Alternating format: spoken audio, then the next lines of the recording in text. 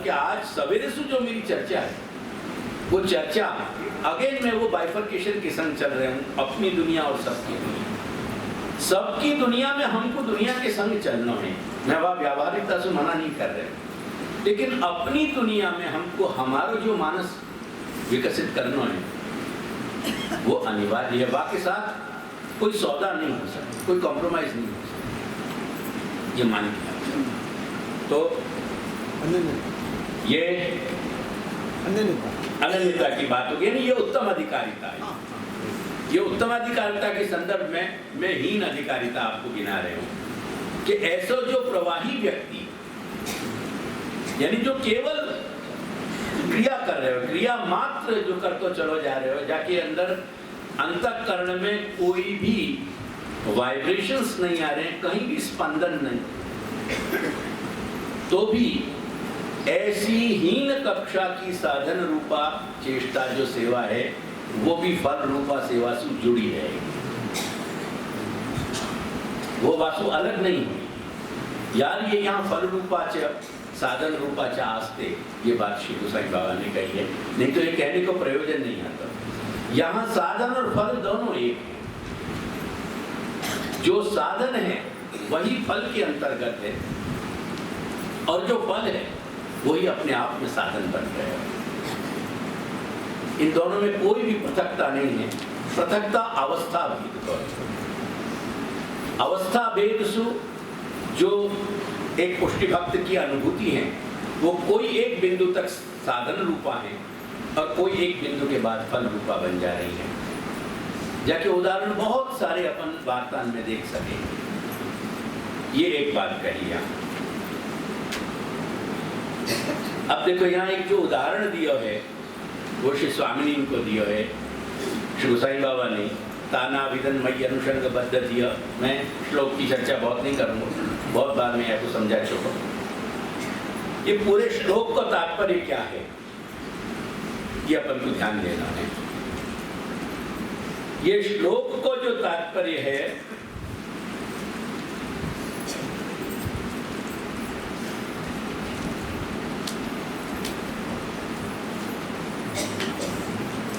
एक सेकंड,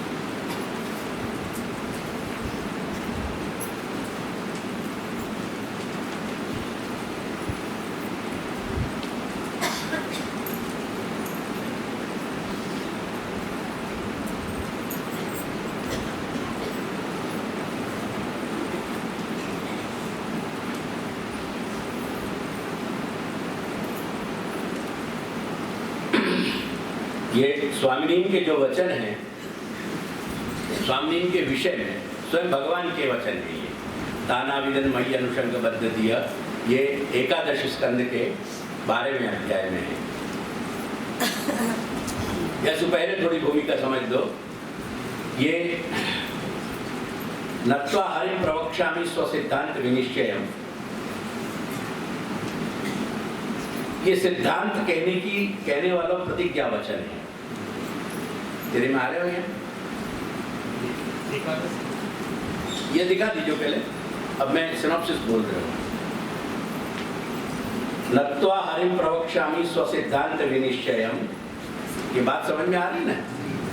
भगवान हरि को नमन करके मैं अपने सिद्धांत को विनिश्चय, जो विशेष प्रकार से किए हुए निश्चय वो कह रहे हो, ये वचन को मतलब है। ये प्रतिज्ञा वाक्य है सिद्धांत कथन को। सिद्धांत क्या है वो दूसरे पद में है, कृष्ण सेवा सदा कार्य इतनो मात्र। ये दूसरा वाक्य है, ठीक है। ऊपर को अगर सेंटेंस अपन एनालिसिस करें तो वहां में भी दो खंड हैं। नत्वा हरिम स्वसिद्धांत विनिश्चयम कथयामि प्रवक्ष्यामि। भगवान हरि को नमन करके ये एक वाक्य, और मैं अपने सिद्धांत को निश्चय कहूंगा वो दूसरा वाक्य। तीसरा वाक्य कृष्ण सेवा सदा कार्य। ये सिद्धांत, जो सिद्धांत वचन कहने की प्रतिज्ञा करी, कृष्ण सेवा सदा कार्य, और मानसी सा परामता, ये सेवा को फल लक्षण है। सेवा को फल स्वरूप लक्षण, यानी जासु हम कोई को पहचाने वो लक्षण। तो मानसी सा परामता, ये जो वचन है कि मानसी सेवा फल रूपा है, ये सेवा को फल लक्षण है। अब सेवा क्या है इटसेल्फ, वो सेवा को स्वरूप लक्षण, वो चेतस्तत् प्रवणम सेवा है। चित्त को भगवान में प्रवण हो जाना, लग जाना। अभी की स्पष्टता करूं, चेतस्तत् प्रवणम सेवा, ये सेवा को क्या है, स्वरूप लक्षण। और तत्सिद्ध्यै तनुवित्तजा, ये सेवा को साधन लक्षण। तनुवित्तजा के स्तर पे जहां तक सेवा की प्रवृत्ति हो रही है तब तक वो साधन अवस्था है। जहां चित्त यानी अंतःकरण, जहां अंतःकरण शनै शनै धीरे धीरे श्री प्रभु में प्रवृत्त होने लगे, प्रभु में तल्लीन होने लगे, मग्न होने लगे, तन्मय होने लगे, वो सेवा को स्वरूप आयो। अब यहां में क्या है देखियो, फिर समझ लीजिए यह बात। ये अपनी तरफ से चेष्टा हो रही है, अपनो चित्त लग जानो, ये अपनी तरफ की चेष्टा है। वाको स्थानुभाव के रूप में कहीं अगर अपन को संकेत मिल लो जहां शुरू हो जाए, वो फलावस्था है। यानी तनुवित्तजा साधन की अवस्था, चेतस्तत् प्रवणम, ये सेवा को स्वरूप सिद्ध हो जाना, यानी सेवा श्री महाप्रभु की दृष्टि से सेवा सेवा हो रही है। और मानसी सा, यानी जहां सानुभाव के संकेत होने लगे वो फलावस्था। अपन केवल साधन अवस्था की बात करेंगे, फलावस्था की बात नहीं करेंगे, क्योंकि कोई भी फलावस्था की चर्चा होने में अपने मस्तिष्क में विकार आना बहुत संभव है। तुम्हारे गुजरात में आम तौर पे आए दिन मैं ये बात सुनूं कि या के दीवार से ये निकलने लगे, कंकु निकलने लगे, और या के यहाँ ये निकलने लगे, और या के यहाँ गिरिराज जी प्रकट हो गए, और या के यहाँ यमुना जी प्रकट हो गए। ये बात सुन सुन के मैं बहुत अनकंफर्टेबल हो गया हूँ। और अपने घर के सेवकन में ऐसी मानसिक विकृतियां नहीं आनी चाहिए। ये तुम्हारे केवल दिवा स्वप्न हैं। अंग्रेजी में यह को बहुत अच्छा शब्द है हेल्यूसिनेशन। ये ऐसे हेल्यूसिनेशंस में, ऐसे दिवा स्वप्न में न रहो तुम, वो ज्यादा अच्छी बात है। और कहीं कोई सौभाग्यवान कोई व्यक्ति है जाके संग कहीं कोई संकेत जाने अनजाने परोक्ष में घटित हो भी रहे है, तो बाकी स्थिति शास्त्र क्या कह रहे हो ये समझ लो। बाकी स्थिति ऐसी है जैसे गूंगे को गुड़ खवाना। गुड़ खाने के बाद गूंगो अपनी प्रसन्नता अपने मुख की चेष्टा से जरूर व्यक्त कर सकेगो, लेकिन मुंह से मीठो कैसा होगा ये कह नहीं पाएगा। यानी भगवत भक्त की परिपक्वता के ये लक्षण हैं कि कहीं वाके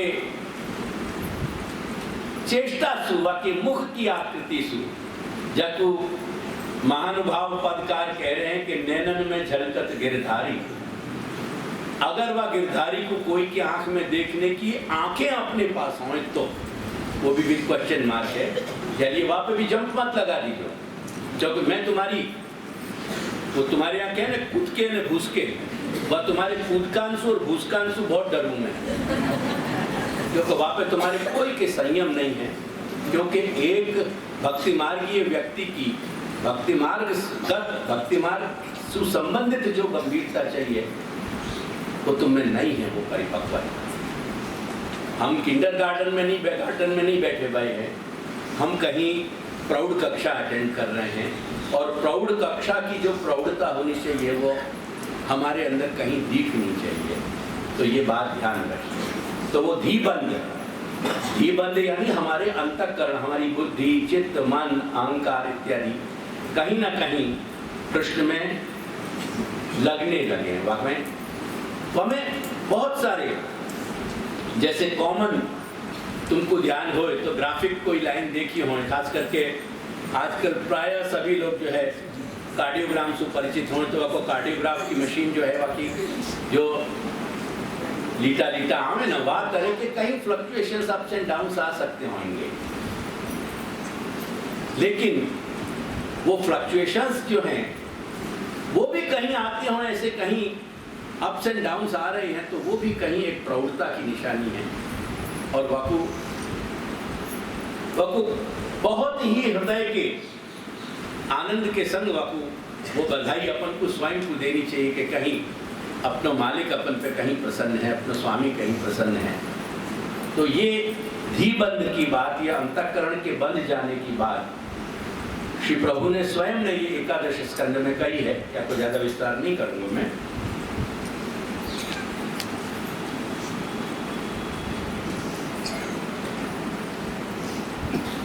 अब ये पहले श्लोक में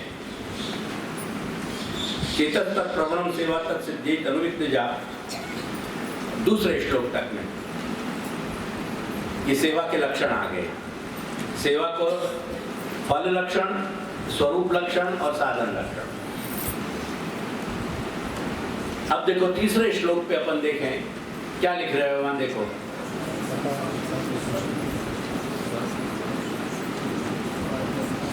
वो श्लोक बोल गए, श्लोक मत बोलो, श्लोक तो तुम बोल ही रहे।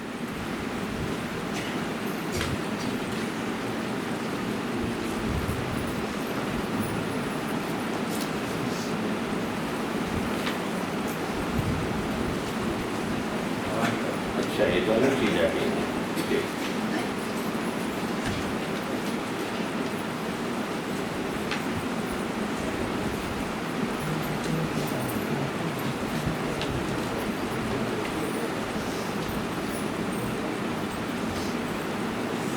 क्या मैं श्लोक से संकेत नहीं किए हैं शायद?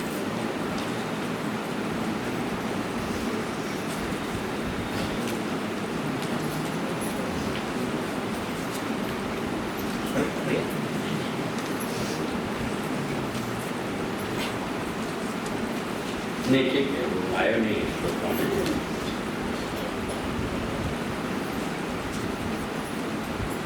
अच्छा ये देखिए, हम छोटे बड़े होते हैं, ठीक।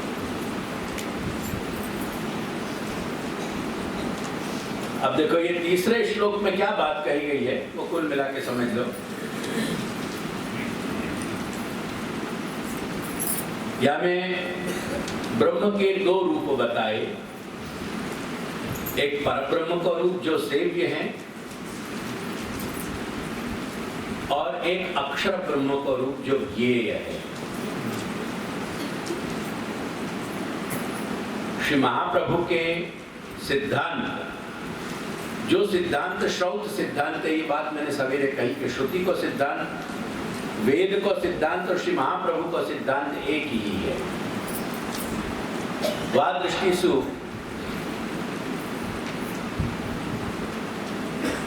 अखंड अस्तित्व जो है, अनंत कोटि ब्रह्मांड को अखंड अस्तित्व, अपन जहाँ जगत में बैठे भाई हैं, जो अपनी दुनिया है, जाको अपन अपनी इंद्रिय से अनुभव कर रहे हैं, ये सब कुछ ब्रह्मात्मक है।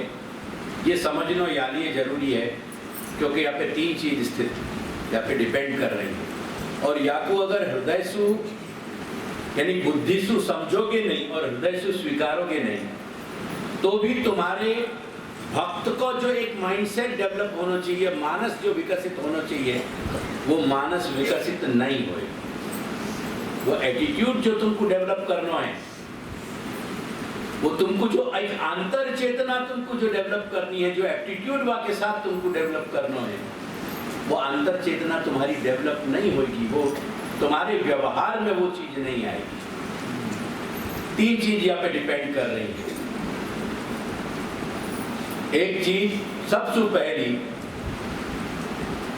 कि जो आदिदैविक श्री कृष्ण सेव्य स्वरूप के रूप से तुम्हारे घर में तुम्हारे माथे विराज रहे हैं, जो सेवा करने वाले हैं। अगर यहाँ सेवा करने वाले बहुत लोग नहीं हैं, वो मेरा या बगत कोई लक्ष्य नहीं। ये सत्र जो वहाँ से प्रारंभ भयो 2 दिन को, वो सेवा विषय को मेरा सत्र है। मैं सेवा के विषय में ही कहूँगा, मैं या बगत प्रपत्ति मार्ग के विषय में कहने नहीं बैठा हूँ। कहीं नाम सेवा इत्यादि को जब प्रसंग आएगा बाकी साथ में बाकी कुछ बातें करूँगा, पर ये कुल मिलाकर के यहाँ सेवा की बात हो रही है। यानी ये तुम्हारे माथे जो आदिदैविक स्वरूप विराज रहे हो, श्री महाप्रभु क्या आज्ञा कर रहे हैं? मनुते नैव लौकिकम। भगवान आदिदैविक स्वरूप श्री कृष्ण जो हैं, वो कोई लौकिक वस्तु को स्पर्श नहीं करें। मनुते नैव लौकिकम। एक बात को समझ के चलिए, यानी अगर ये संपूर्ण ये जो जगत और जागतिक वस्तुएं जिन पे हमारे समस्त जीवन के क्षण क्षण को व्यवहार टिक रहे हुए, अगर ये ब्रह्मात्मक नहीं है, तो सेवा के सारे जो तुम्हारे उपचार हैं, तुम सेवा की जो चेष्टा कर रहे हो सेवा में, वो सब एक ड्रामा बन जाएगा, नाटक बन जाएगा। वो कुछ भी सत्य नहीं रहेगा, सब माइक हो जाएगा। यानी ये सबसे पहले अनुभूति में आ रही है कि नहीं, सवाल अनुभूति को नहीं है, भेजा में घुस रही है कि नहीं, वाह बात को प्रश्न है। सबसे पहले हमको ये समझना है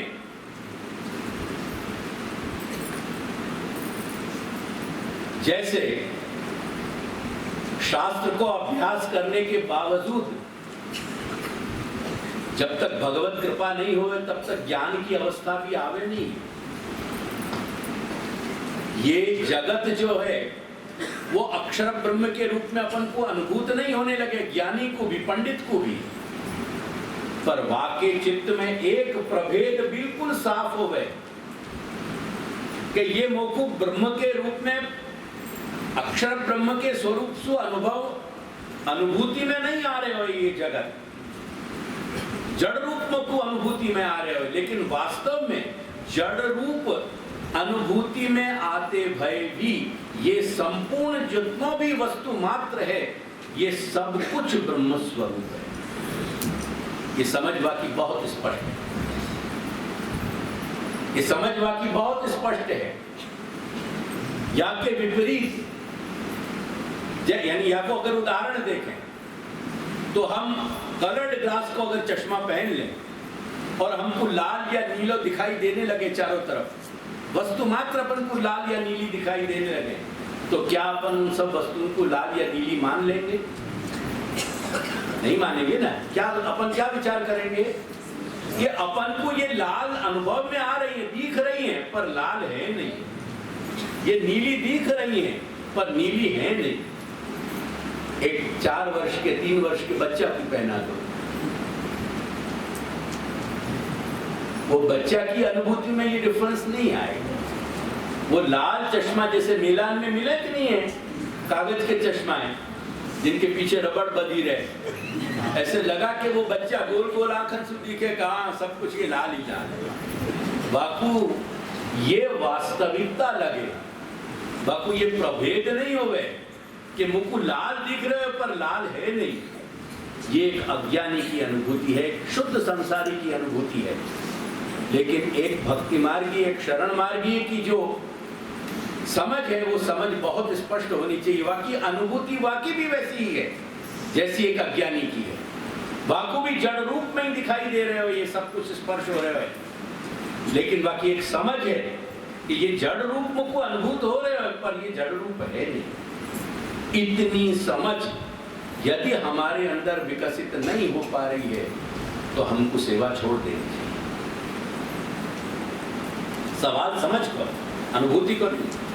अनुभूति भगवत कृपा पे आधारित। एक बात, ये बात स्पष्ट रखें तो सर्वप्रथम एक दुर्घटना ये घटेगी कि अगर तुमने या जगत को, जागतिक वस्तुओं को, पदार्थन को, अगर तुमने ब्रह्म रूप नहीं स्वीकारे हो, अक्षर ब्रह्म स्वरूप, तो सेवा के संपूर्ण उपचार तुम्हारे मिथ्या बन जाएंगे, नाटक बन जाएगा, ये एक ड्रामा हो जाएगा, माइक हो जाएगा सब कुछ। फिर तुमको ये कहने की जरूरत नहीं पड़ेगी कि ये महाप्रसाद है। फिर तो तुमको दाल भात रोटी शाक ही कहना पड़ेगा बापू, क्यों तो वो दाल भात रोटी शाक है। वो महाप्रसाद क्यों कह गए, तुमको ये बात को होश है? ये अधाधुंधी पुष्टि मार्ग को रसातल में ले जा रहे। कहीं कोई गुरु स्थान पे बैठे हुए व्यक्ति को ये चिंता नहीं है, ये फिक्र नहीं है कि मैं अपने सेवकन को सच्चो बोध दूं, मेरे अनुयायी को मैं सच्चो बोध दूं। प्रसाद शब्द को मतलब भोजन नहीं हो गए, ये अपने आप को टर्मिनोलॉजिकल यूज है, पारिभाषिक। प्रसाद को मतलब है कृपा और महाप्रसाद को मतलब है अति कृपा। जब हम महाप्रसाद ले रहे हैं, प्रसाद लेवा बेस्या छे, मैं तुम सु अनुनय विनय करूं कि मुझको समझाओ ये बात। प्रसाद लेवा बेस्या छे को मतलब भोजन करने बैठ गए, ये नहीं है सीधा सीधा। भगवत कृपा, क्योंकि वो अन्न अलौकिक बन गए और